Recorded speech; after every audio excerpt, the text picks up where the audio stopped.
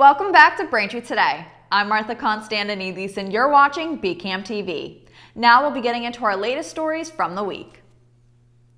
On Tuesday morning, May 24th, a gunman opened fire at Robb Elementary School in Texas, leaving multiple children and teachers dead. The suspect has been identified as 18-year-old Salvador Ramos, who is believed to be a high school student in the area. According to investigators, the suspect had a handgun, an AR-15 semi-automatic rifle, and high-capacity magazines, and is suspected to have shot his grandmother before heading to the school. Uvalde Consolidated Independent School District Chief of Police Pete Arredondo said the shooting began at 11:32 a.m. local time and believes the attacker acted alone throughout the crime. The Associated Press reported that a U.S. Border Patrol official who was nearby when the shooting began rushed into the school and killed the gunman. In a speech from the White House, U.S. President Joe Biden said he was sick and tired of responding to mass shootings, as he called for gun control. So far, 27 school shootings have occurred this year alone. In Massachusetts, the town of Brookline has now reinstated their indoor mask mandate for town-owned spaces.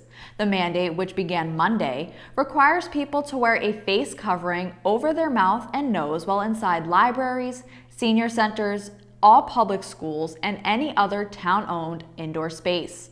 Brookline's Advisory Council on Public Health reviewed COVID-19 case data among the school's students and staff and used it to compare to other districts that did not lift their mandates. The ACPH agreed that the temporary reinstatement would be important to limit the spread of the virus and reduce disruptions caused by students and staff being absent. Town officials said they will reassess the need for masking weekly, but reviewing county and townwide COVID-19 case numbers, community transmission risk, and other data.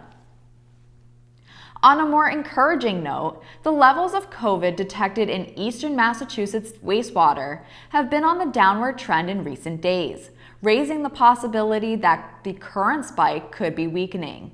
According to Massachusetts Water Resource Authority, as of Monday, the levels had dropped for 6 straight days in the southern region of the state and 5 days in the northern region. Officials say wastewater data is an early warning signal in detecting COVID-19 infections before people get tested and report those results. This has made wastewater testing a key indicator of the virus's prevalence. The state is still monitoring and reporting health trends. Yesterday, over 29,000 molecular tests were conducted and 2,693 new positive cases were reported. Currently, 835 people are hospitalized in Massachusetts and 79 are in the ICU. 33 new deaths were also reported. The town of Braintree also continues to monitor COVID data from the state. Since our last update, the town hall reported 177 new positive COVID-19 cases. The town hall website currently shows a total of 10,296 positive cases since the start of the pandemic.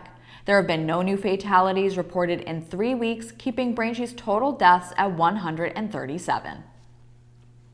Thanks for watching Braintree Today. We'll be right back with more after the break.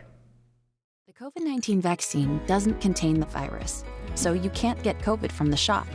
You may experience things like muscle aches, fever, or tiredness, but these are most likely signs that your body is building immunity to protect against the virus. Learn more.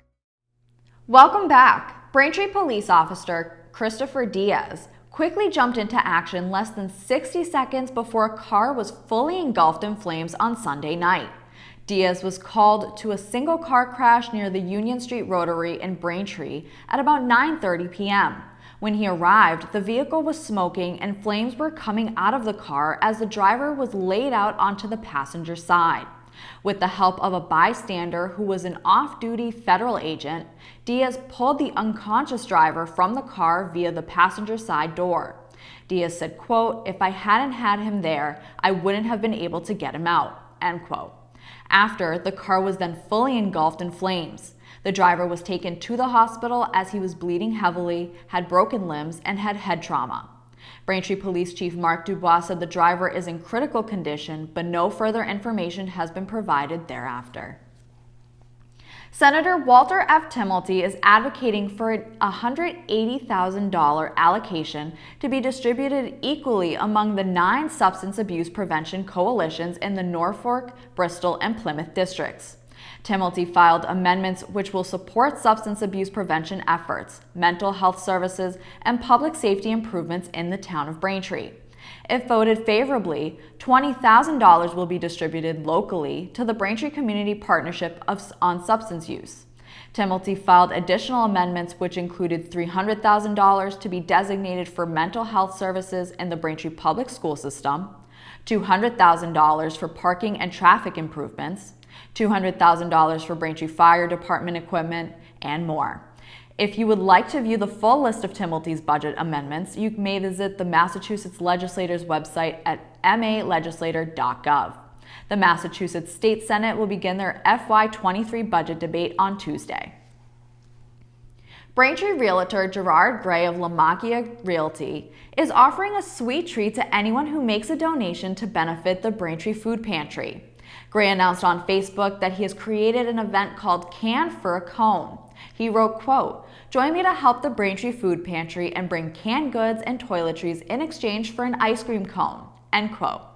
The ice cream and other frozen treats will be provided by Ellie's Treats on Thursday from 4 p.m. to 6 p.m. at 222 Forbes Road in Suite 100. You can donate a variety of canned goods, toilet paper, paper towels, shampoo, conditioner, laundry detergent, soap, toothpaste, and more to the pantry. Be sure to pre-register for this event on eventbrite.com/canforacone as it's required. The now closed Barnes & Noble storefront off of Interstate 93 will soon be a 10,000 square foot jewelry store. Long's Jewelers, after decades inside the South Shore Plaza, says the move will add convenience for the family-owned businesses, existing customers, and help attract new ones. In a statement, president of Long's Jewelers, Craig Rodenberg, said that the new store will offer a much larger array of bridal and fashion jewelry and will present a unique and comfortable environment. The new Long's is expected to open this winter, and construction will begin as soon as July. The South Shore Plaza store will remain open through the end of the year. Braintree America Chorus has taken the former Foster School property off the market and said any future sale would not include the adjacent open space. During a meeting at the school Wednesday night with about 40 residents of the neighborhood, Chorus announced that they have realized the value of the open space and apologized for not consulting them before the property was put up for sale. Before the meeting, parents and children held signs reading "Save Our Hill," a reference to the slope beside the building where neighborhood children sled during the winter. District 6 Town Councilor Lawrence Mackin, who represents the area, says, quote, "Something has to happen with this property," end quote. America Chorus has promised to involve the neighborhood in the redevelopment plans of the building. Thank you for watching Braintree Today on BCAM TV. We'll be right back with more stories in the area. Protect yourself from mosquito and tick bites. Use an EPA-approved repellent anytime you're outdoors. Spray it on your hands first, then spread it on your face, neck, arms, and legs. Learn more at mass.gov/mosquitoes and ticks. Welcome back to Braintree Today. Now let's get right into more stories. South Shore residents and communities will observe Memorial Day by honoring those who died while serving in the U.S. Armed Forces. Here are a few local events happening in your area. In Braintree, the town will hold a ceremony at 11 a.m. on Sunday, May 29th at the Blue Hill Cemetery, located at 700 West Street. In the Garden of Honor, there will be a full presentation with a number of speakers set to give remarks, including Congressman Stephen Lynch and Braintree Mayor Charles Kokoris. In Quincy, the city will host a Memorial Day parade starting at 10:30 a.m. on Monday, May 30th. Followed by a ceremony to honor those lost. The parade will start at Quincy Credit Union, 100 Quincy Ave, and proceed through Quincy Center, ending at Mount Wallison Cemetery for an observance. The town of Weymouth will hold its Korean War Memorial Ceremony in Jackson Square at 9:30 a.m. on Monday, May 30th, along with a parade which leaves from Jackson Square and travels to Town Hall at about 10:15 a.m. In June, the Quincy Point Congregational Church will be hosting a fundraising concert and cookout to benefit a local organization and those affected by the war in Ukraine. On Saturday, June 18th at 444 Washington Street in Quincy, the cookout will begin at 6 p.m. and then local band Southern Rail will hit the stage at 7 p.m. to start the concert. Ticket sales will benefit Quincy's Interfaith Social Services, a nonprofit that provides food, housing assistance, and more to local families. Proceeds will also go to World Central Kitchen, a nonprofit donating food to people affected by Russia's war on Ukraine. Tickets for the meal and concert are $25 for adults and $20 for students. It will be free for children under 5 and $20 per person for a family of 4 or more. Tickets can be purchased via eventbrite.com by calling 617-773-6424 or emailing office@quincypointcong.org. The Bar Association of Norfolk County's next free legal clinic will be on Tuesday, June 7th from 6 p.m. to 8 p.m. at the Dedham District Court, located at 631 High Street. For those in need of legal assistance are welcome to join.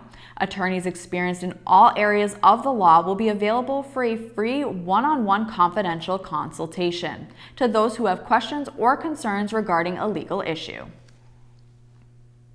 The federal deadline for getting a real ID is fast approaching. The deadline was pushed back twice since 2020 because of the pandemic, but standard driver's licenses or non-driver identification cards can no longer be used to fly within the U.S. or enter certain federal facilities, starting on May 3, 2023. The Registry of Motor Vehicles says if you want to obtain a real ID, make an appointment sooner rather than later.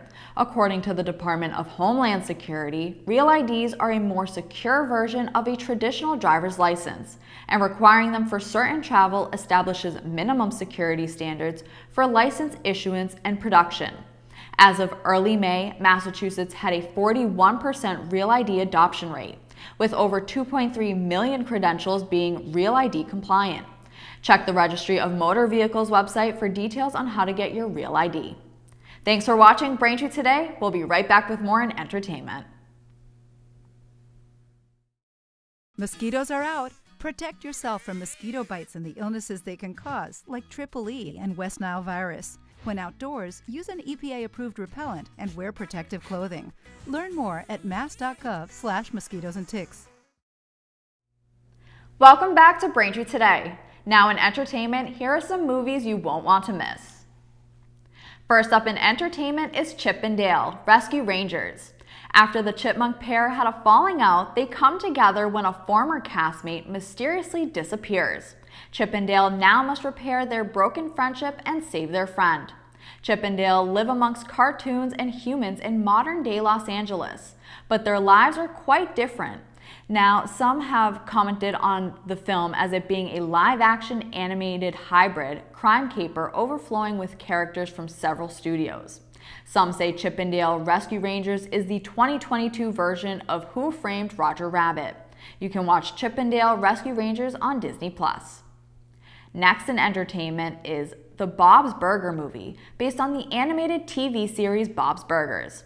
The movie takes place after a ruptured water main creates an enormous sinkhole right in front of Bob's Burgers restaurant. The sinkhole blocks the entrance indefinitely and ruins the Belchers' plans for a successful summer. While Bob and Linda struggle to keep the business afloat, the kids try to solve a mystery that could save their family's restaurant. As the dangers mount, these underdogs help each other find hope as they try to get back behind the counter. The Bob's Burger movie was released in theaters on May 27th.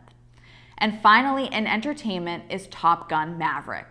After more than 30 years of service as one of the Navy's top aviators, Maverick, played by Tom Cruise, finds himself training a detachment of Top Gun graduates for a specialized mission the likes of which no living pilot has ever seen.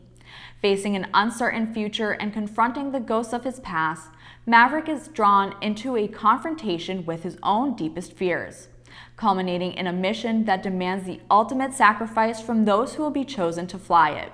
Top Gun Maverick will be released in theaters on May 27th. That'll do it for news today. I'm Martha Konstandinidis, and thank you for watching Braintree Today on BCAM TV. Stay safe and we'll see you next time.